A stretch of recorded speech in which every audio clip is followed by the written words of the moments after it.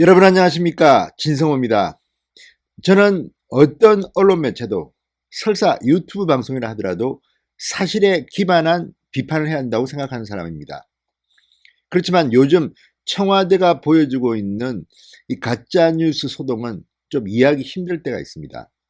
문재인 대통령, 김정숙 여사, 너무 이 두 사람에 대한 심기 경호가 심한 게 아닌가 이런 생각이 들 때가 있습니다. 예를 들어서 문재인 대통령이 오른손으로 이 국기에 대한 경례를 하고 있는 사진을 왼손으로 국기에 대한 경례를 하고 있는 것처럼 장난질 친 사진이 떠돌았습니다. 그렇지만 저는 이것을 범죄로 인정하고 고발하는 것은 반대입니다. 이 정도면 그냥 장난, 웃기는 그런 위트 같은 것으로 평가할 수도 있습니다. 과거에 YS는 못 말려 김영삼 대통령을 풍자한 개그들이 유행한 적이 있습니다. 김영삼 대통령이 들으면 기절초풍할 만큼 인신공격적인 내용도 들어있었습니다.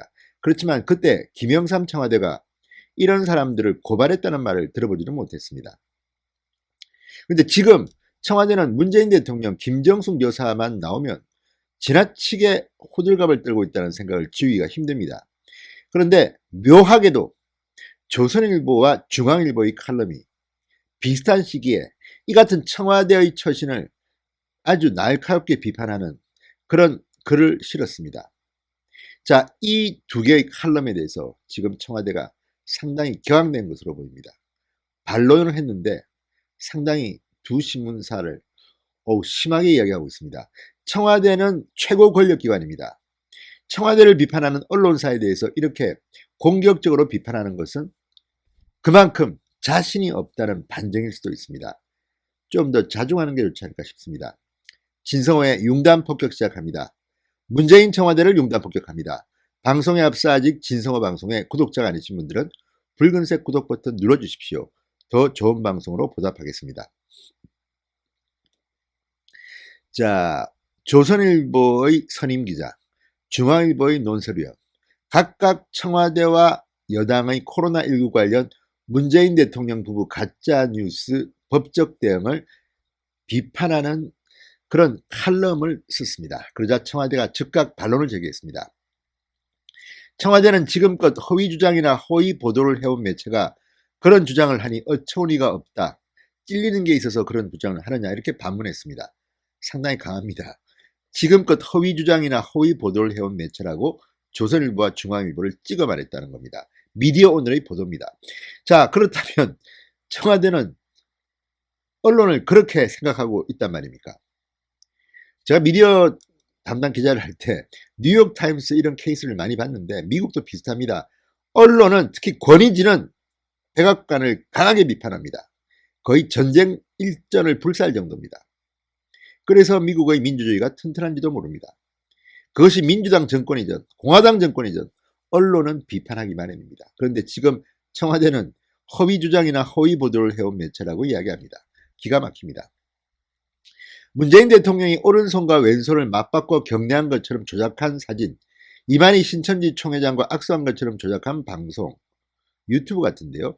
숙명여고를 나온 김정숙 여사와 숙명여대를 나온 지호영 대표를 동문이어서 특혜를 준 것처럼 주장한 블로그 글, 이런 것들에 대해서 청와대가 지난 9일 법적 대응 방침을 밝힌 데 이어서 더불어민주당도 11일 이를 포함한 280건을 법적 조치했다고 밝혔습니다. 저는 이 김정숙 여사의 숙명여고, 이 지호영 대표를 숙명대를 나왔는데 이어붙이는 이런 것은 저는 반대입니다. 문제가 있습니다. 분명히 이것은 바로잡아야 합니다. 그렇지만 법적 대응까지 하는 게 맞는지에 대해서는 한번 고민할 필요가 있습니다. 이것을 악의적으로 만약에 알고도 이렇게 보도했다면 이것은 분명히 문제가 될 수 있습니다. 이만희와 문재인 대통령이 악수한 것처럼 조작한 것도 저는 문제가 있다고 봅니다. 그렇지만 이건 역시 고소고발로 점철하는 것은 과연 청와대가 지금 이 코로나19 상황에서 해야 할 일인지는 한번 따져봐야겠습니다. 자, 조선일보의 최보식 기자 13일자 조선일보 칼럼에서 지금이 대통령 부부의 심기 경호를 할 땐가 이런 제목의 칼럼을 썼습니다. 제목 좋습니다. 대통령 부부의 심기 경호 아주 좋은 표현입니다. 요즘과 같은 재난 상황에서는 대통령과 정권에 대한 불신과 불만이 팽배할 수밖에 없으니 자연스럽게 받아들여야 한다. 청와대는 이런 상황에서 문 대통령 부부와 관련된 가짜 뉴스만 크게 보이고 참을 수 없는 모양이다. 이렇게 비판했습니다. 날카로운 지적입니다. 최보식 기자는 눈앞의 총선에 악영향을 끼칠 바닥 여론을 아예 틀어막겠다는 의도일 것이다. 지금 상황에서 청와대 참모들이 대통령 부부에 대한 표매 문제를 놓고 펄쩍 뛸 시점인가? 지금이 대통령 부부의 심기경호나 할 상황인가? 이렇게 물었습니다. 국민이 겪고 있는 고통보다 대통령 부부의 가짜뉴스를 훨씬 더 아프게 느끼는가? 이렇게 비판했습니다. 속이 시원한 비판입니다. 최보식 기자는 사실 저하고 조선일보 입사 동기입니다. 나이는 저보다 2살 많아서 형님이라 부릅니다. 그런데 어쨌든 굉장히 성깔 있고 특이한 캐릭터를 가진 글을 아주 잘 쓰는 기자입니다. 자, 어쨌든 최보식 기자의 이 칼럼, 지금이 대통령 부부의 심기경호를 할 때인가? 아우, 아주 청와대를 아프게 비판한 것 같습니다. 자, 박재현 중앙일보 논설위원도 묘하게 같은 날 비슷한 취지의 칼럼을 썼습니다. YS는 못 말려 그때의 위트가 그립다. 이런 제목의 칼럼입니다. 자, 고발 조치 대상을 두고 어슬프기 짝이 없는 이런 것들이 끊임없이 불안과 공포를 조장하고 증폭시키는 행동이라고 할 수 있을지도 궁금하다. 우도할개, 소잡는 칼로 닭을 가르는 것, 이런 우도할개 같은 과잉 대응이라는 생각을 감추기도 어렵다.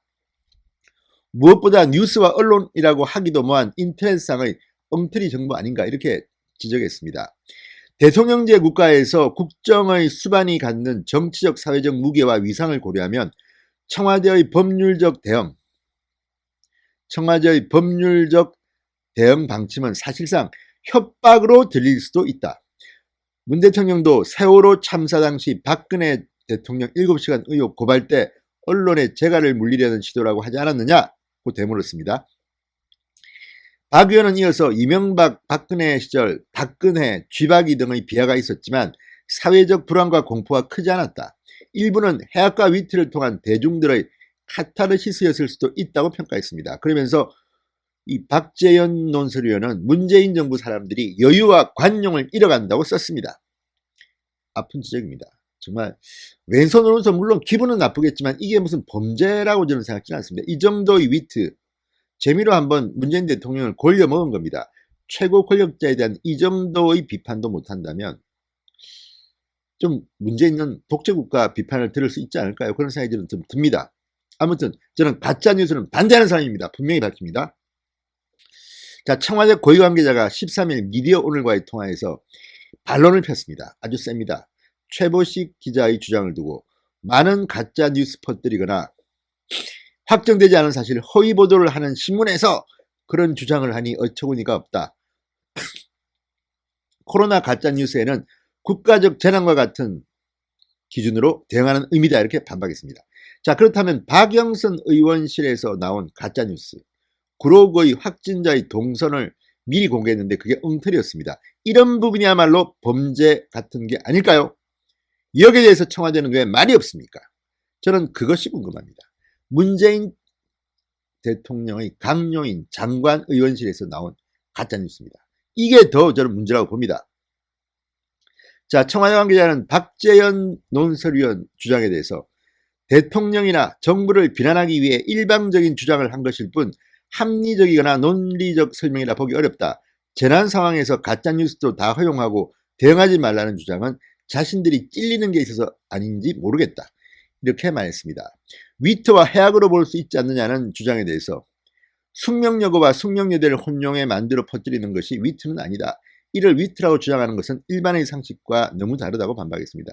저도 숙명여고, 숙명여대 이거는 조금 문제가 심각하다고 봅니다. 요거는 법률적 대응을 할 수도 있는 케이스입니다. 왜냐하면 이게 막 퍼지고 하는 것은 제가 봐도 문제가 있습니다. 이 부분은 저는 청와대 입장에 일부 공감합니다. 그렇지만 박재현 논술인 말처럼 그 막강한 권력을 가진 청와대가 이런 것 하나, 특히 언론 보도도 아니고 인터넷상에 흐르는 어떤 그런 글에 대해서 법적 대응을 하는 것 자체에 대해서는 논란이 있을 수 있습니다.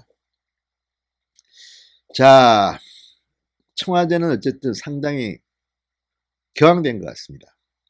언론의 자유와 공적 사안에 대한 비판을 존중하고 관대하게 해왔지만 다른 한편으로 허위 주장에 대해서 책임을 지라는 취지다. 허위 주장이 모두 면책되는 게 아니다. 이렇게 말했습니다.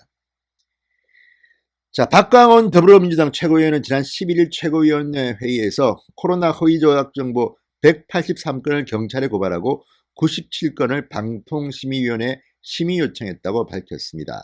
고발 조치한 183건 가운데 70%가 유튜브에서 생산했으며 여전히 유튜브가 허위 조작 정보의 주요 유통망으로 이용되고 있다는 설명이었습니다. 자, 어쨌든 지금 집권 여당과 청와대가 이런 여론 가짜뉴스 논란에 굉장히 흥분하고 있습니다. 그렇지만 품위를 지키시기 바랍니다. 최보식 기자의 말처럼 지금이 대통령 부부의 심기경호나 하고 있을 때인가? 박영선 의원실 가짜뉴스나 빨리 챙기십시오. 진성호의 융단 폭격이었습니다. 여러분 감사합니다.